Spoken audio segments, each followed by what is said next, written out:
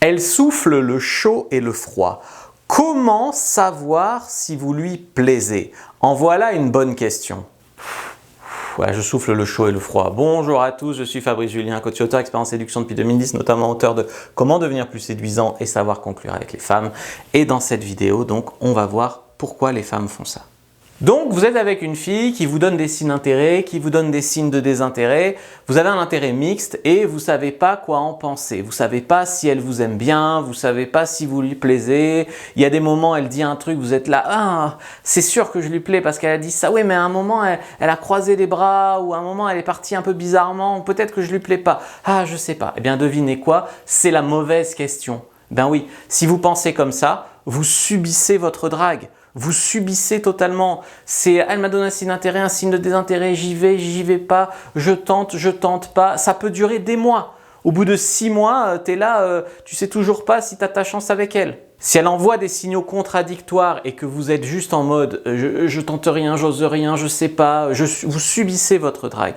Et le problème de subir ta drague, c'est que des femmes qui soufflent le chaud et le froid, il y en a qui le font pour les bonnes et d'autres pour les très mauvaises raisons. Par exemple, si c'est une allumeuse, elle peut vous donner un signe d'intérêt franc pour obtenir quelque chose de vous. Et ensuite, une fois qu'elle a obtenu ce quelque chose de vous, eh bien, elle dira non, c'est pas vrai, tu t'es fait des idées, j'ai jamais donné de signe d'intérêt, oh là là, nanana, tu vois, les mecs, nanana. Alors qu'en fait, elle sait très bien que quand elle avait besoin que tu lui rendes un service, que tu lui prêtes de l'argent, que ci, que ça, elle donnait des gros signes d'intérêt, puis après, elle disait non, tu t'es fait des idées, hein, tu vois. Ou alors, vous êtes rentré dans une phase de séduction relativement vite pour elle, hein, parce qu'il y a des femmes à qui tu peux flirter très rapidement et aller droit au but très vite, puis il y en a d'autres, il leur faut beaucoup plus de confort, ce qu'on appelle, d'accord. Les 3 phases de la séduction, c'est l'attraction, le confort et la sexualisation. Et bien là, il se peut qu'elle ait été attirée par vous, vous avez flirté, etc., vous avez mis de la sexualisation, et puis elle a besoin d'un peu plus de confort. Pourquoi une femme peut avoir légitimement besoin d'un peu plus de confort?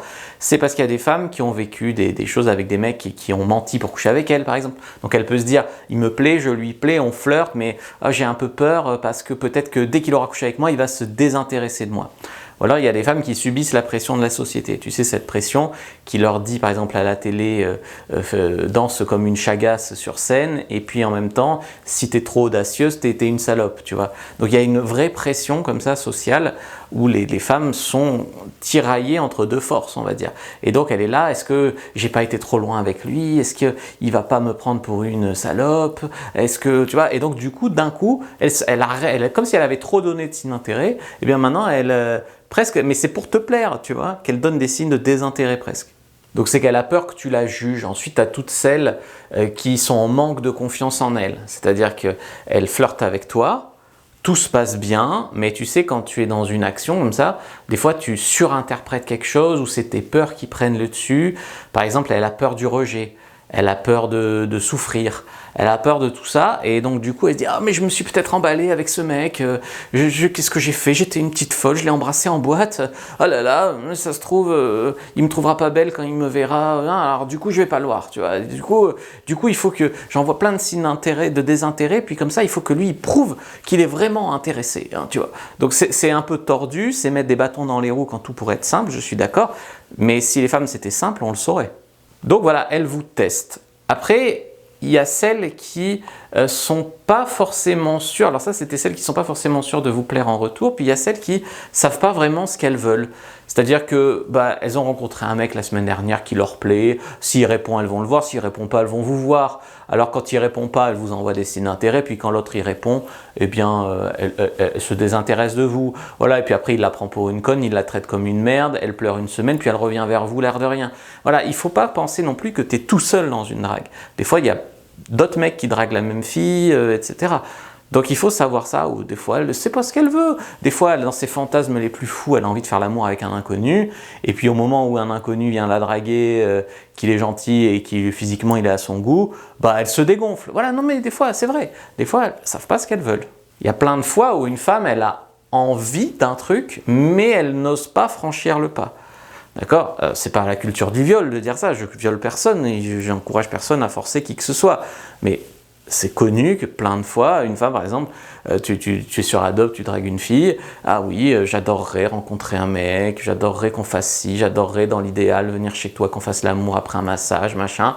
Puis au moment où tu dis, bon ben, on peut faire une rencontre, réponds plus, tu vois. Non, c'est juste, ça arrive quoi. Et donc il y a des femmes comme ça, bon, c'est juste du dégonflage. Des femmes qui probablement réaliseront jamais leur fantasme, mais c'est pas grave, hein, bon. Et puis il y en a d'autres, c'est juste qu'elles veulent que tu insistes un peu.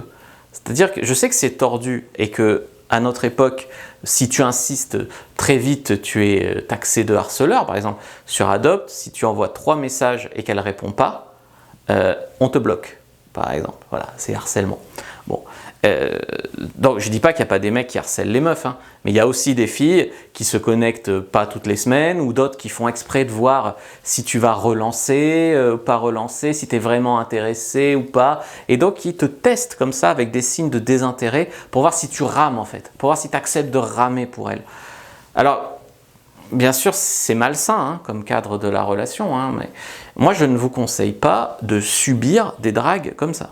En fait, il y a des femmes qui sont des filles qui ont peur, qui ont ci, qui ont ça, et que tu vas ramer et puis tu découvriras un trésor. Mais c'est relativement rare. Souvent, tu vas tomber sur des filles quoi, un peu, hein, qui ont un pet au casque. Tu vas tomber sur des filles qui ne savent pas ce qu'elles veulent, des filles qui voient 10 mecs en même temps, des filles qui... Voilà. Donc moi, ce que je fais, en fait, pour ne pas subir, me rendre fou pour une fille qui n'en vaut pas la peine, ce que je fais souvent, c'est que je donne un signe d'intérêt franc, que ça soit un compliment ou mieux, une invitation franche. Ensuite, j'accepte de répondre à quelques objections, parce que c'est vrai qu'on ne peut pas demander à toutes les filles de te faire confiance quand je sais pas, tu les connais depuis 2 heures, tu ne peux pas non plus demander ça.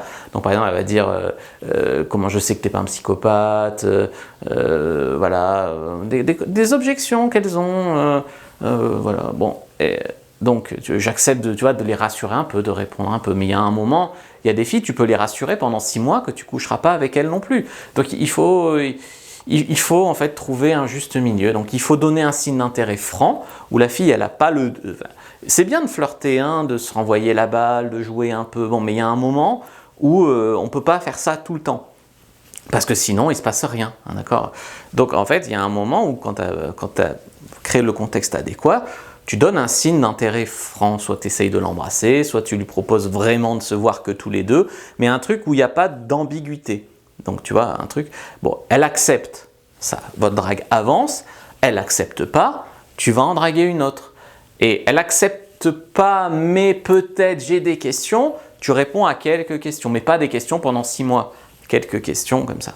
C'est comme ça que tu arrêteras de subir ta drague. Il faut légèrement pressuriser quoi, pour avoir une réponse, pour savoir ce qu'on fait. Parce que si tu vas... Parce qu'elles te diront toujours que tu as tort, les femmes. Elles te diront toujours non, mais j'aime pas les mecs qui mettent la pression. Non, mais tu vas trop vite, tu es trop pressé, machin. Mais il y a des femmes qui te disent que tu es trop pressé quand tu veux les embrasser au bout d'1 heure. Mais il y a des femmes qui te disent que tu es trop pressé quand ça fait 6 mois que tu leur envoies des messages et que tu proposes de se voir. Tu vois, donc tu peux pas rentrer dans ce jeu-là. Enfin, si, tu peux, si ça t'amuse, mais tu vas subir énormément.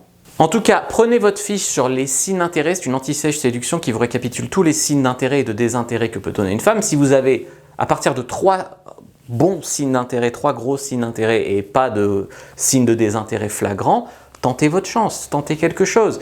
Il faut bien des repères, c'est pas absolu, mais il faut bien des repères. Donc prenez votre anti-sèche de signes d'intérêt, likez, commentez, partagez.